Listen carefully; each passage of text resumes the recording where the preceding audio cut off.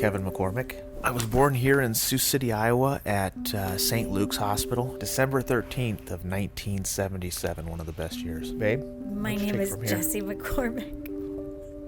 I'm from Dubuque, Iowa. I was born on September 17th, 1976. I got out of policing just before COVID hit. I actually retired in November of 2019. I consider myself very fortunate to have gotten out of police work for a number of reasons. One of them had just to do with George Floyd's death.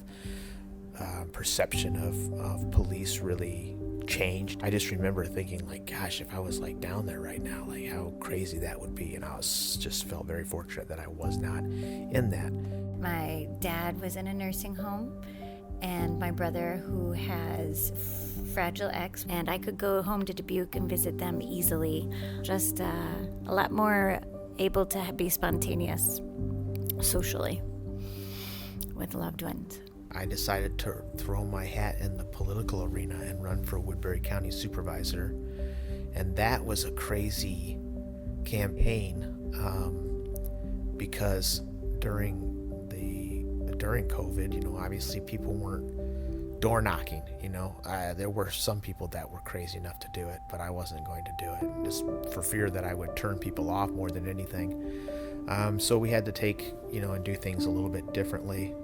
I lost by 953 votes out of 44,000 cast, and I think a lot of my losing might have had to do with the fact that I could not get into these small towns. I just remembered the first time we heard about it. We were in Florida Keys, and we were chilling at this beautiful hotel.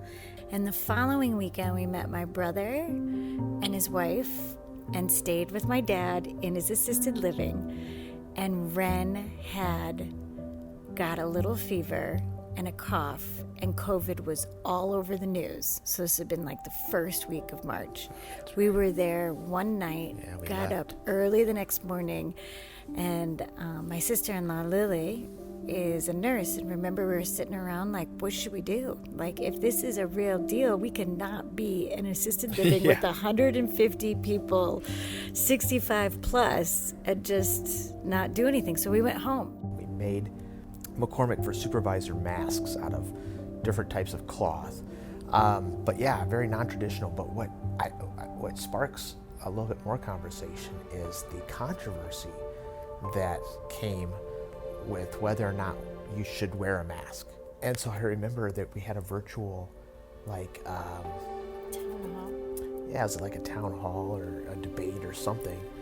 And I remember looking at myself, and I was like,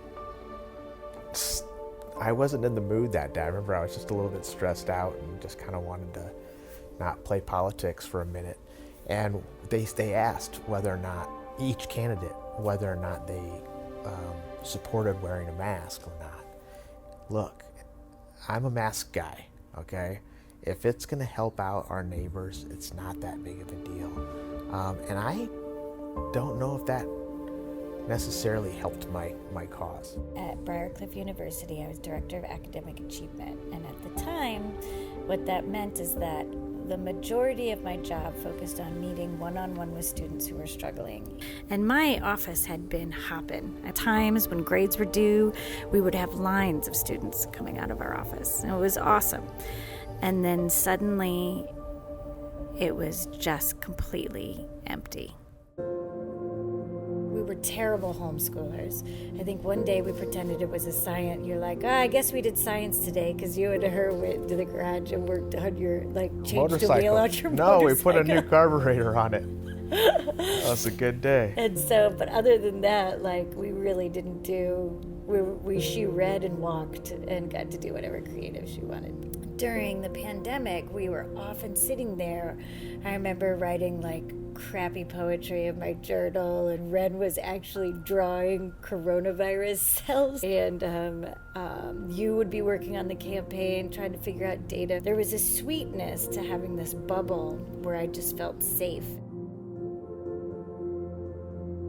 Support for Facing a Changed World, an oral history of the COVID-19 pandemic, comes from the Margaret Ann Martin Everest Foundation, the Kind World Foundation, Humanities Iowa, the Friends of Siouxland Public Media, and listeners like you.